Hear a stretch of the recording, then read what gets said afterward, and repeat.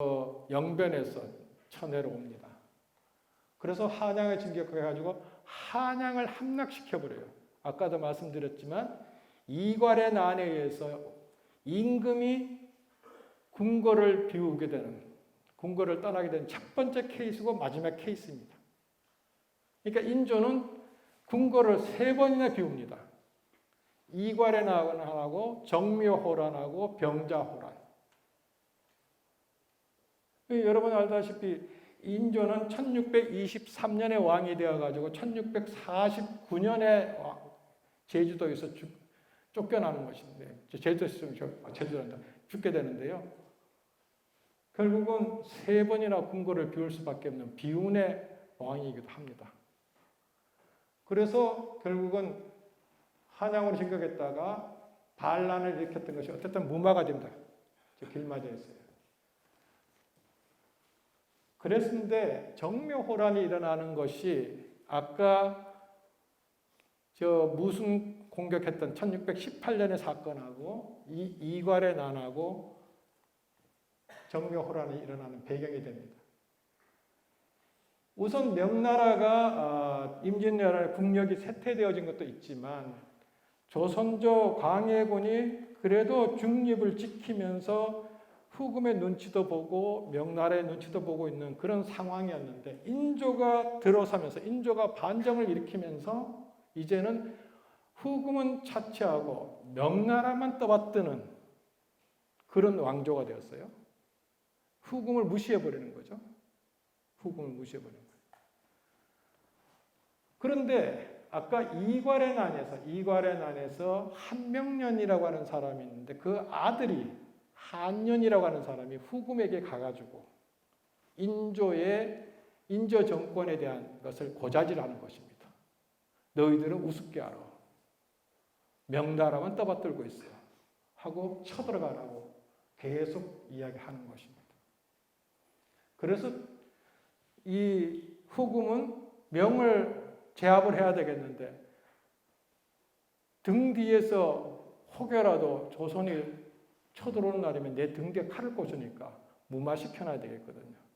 그래서 한년에 꼬드김도 있고 실질적 현지 명분도 있고 그렇게 해서 쳐들어왔어요. 그게 1627년 1월 21일입니다. 근데 호란은 늘 겨울에 쳐들어옵니다. 호란은. 왜? 압록강을 건너야 돼요. 압록강. 말 타고 온 사람이 압록강을 건너야 되니까 얼어야 돼요. 얼지 않으면 못 들어와요. 그래서 항상 겨울에 쳐들어옵니다. 그래서 1627년 1월 20일 쳐들어왔고 25일 날은 아까 말씀드렸지만 인조는 강화도로 피신해요. 근데 이 강화도가 천연의 요새지로 이름나 있었어요. 고려시대 때 삼별초에 나온다 마지막 항전을 여기 강화도에서 했어요. 그럴 정도로 강화도는 천의 요새라고 생각되어졌던 곳이에요. 근데 아마도 힘껏 쳤으면 강화도도 함락되었을지 모르는데 아까 말씀드렸던 것처럼 후금은 조선의 관심보다는 조선을 도닥도닥거려 놓고 명을 치기에 바빴던 거예요. 명나라를. 그러니까 평상까지 오니까 안 되겠으니까 인조가 우리 협약 맺고 끝내자. 그래서 강화도 연미쟁에서 협약을 맺습니다. 그때만 해도 후금의 군사들은 조선 군사들이 안내하는 배를 타고 와가지고 결국 서명을 받았는데 형제의 관계를 맺었어요. 형제의 관계. 근데 여러분들 오랑캐란 말 많이 쓰죠. 호로자식이라는 말도 많이 쓰고요.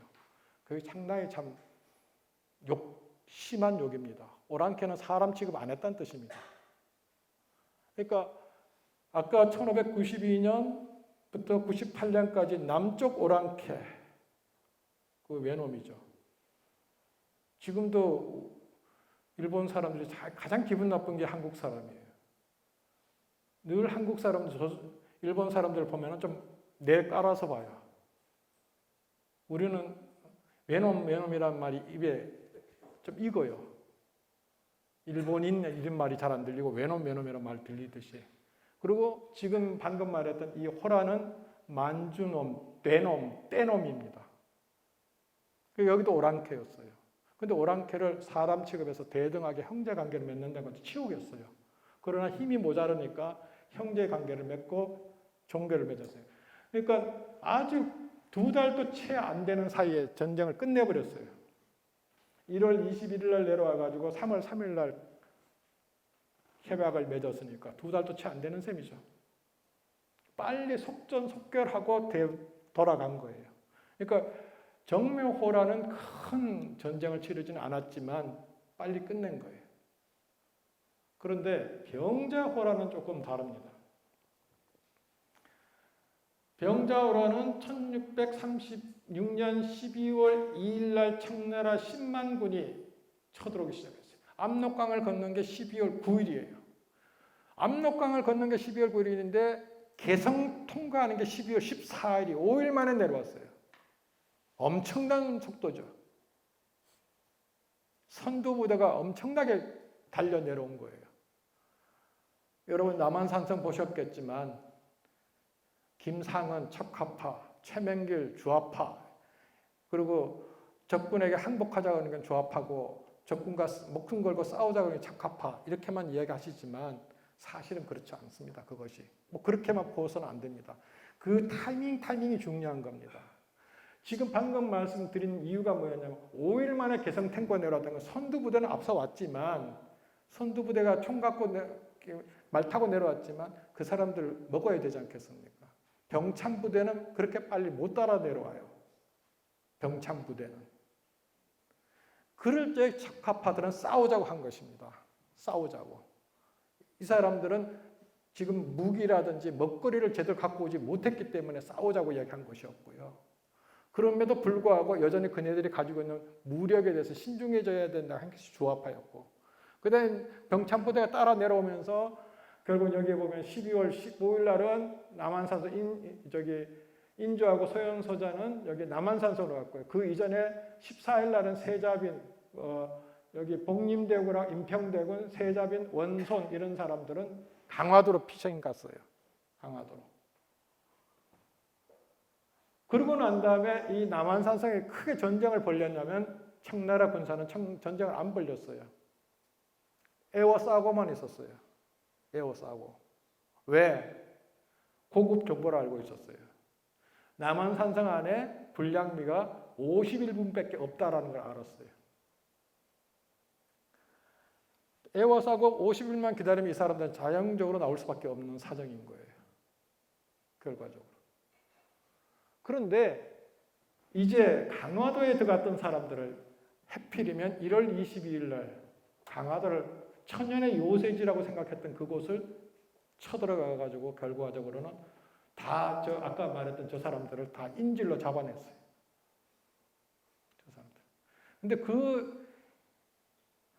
그 일기를 보면 정말 이루 말할 수가 없습니다.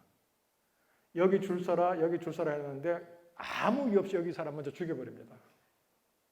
그러니까 그 다음날 또 줄 서라 그러니까 이쪽에서 죽이는 거 봤으니까 여기 안 서고 여기 섰더니 이쪽에서 다 죽여버립니다. 그리고 배 타고 도망을 가려고 하는데 임산부가 그 배 안에서 아이를 낳아가 탯줄을 끊어서 버리는 장면까지 묘사되어 있습니다. 그게 송강선생의 손자가 태어나는 대목입니다. 정량이라고 하는 사람. 뭐 그러면서 뻘에 빠지게 되면 겨울에 뻘 빠졌는데 그 안에 조개 껍질 같은 게 있지 않습니까? 그 살에 이게 끄쳐서 피 맺히는 것들이 다 묘사되어 나옵니다. 그러한 내용들이 쭉 나오는데 이 강화도는 말 그대로 참혹의 공간입니다. 참혹의 공간. 그래서 1월 22일 날 잡혀가지고 남한산성 앞에 와서 어떻게 할 거냐. 그때 1월 30일 날 1637년 1월 30일 날 항복하는데요. 일주일간 그래도 버텼죠. 근데 저 사람들이 목숨이 아까워서 항복한 게 아니라 이제는 더 버텨봤던 식량이 없는 거예요. 결과적으로 항복하는 거예요. 1월 30일 날. 그래서 남한산성은 치욕의 공간입니다. 치욕의 공간. 그래서 지금 1월 30일 날 보시면 알겠지만 국치일로 되어 있습니다. 국치일. 이민족이 침입해와서 이민족 왕 앞에 우리의 왕이 항복을 하면서 의례를 치는 날이 그날이 유일한 날이에요.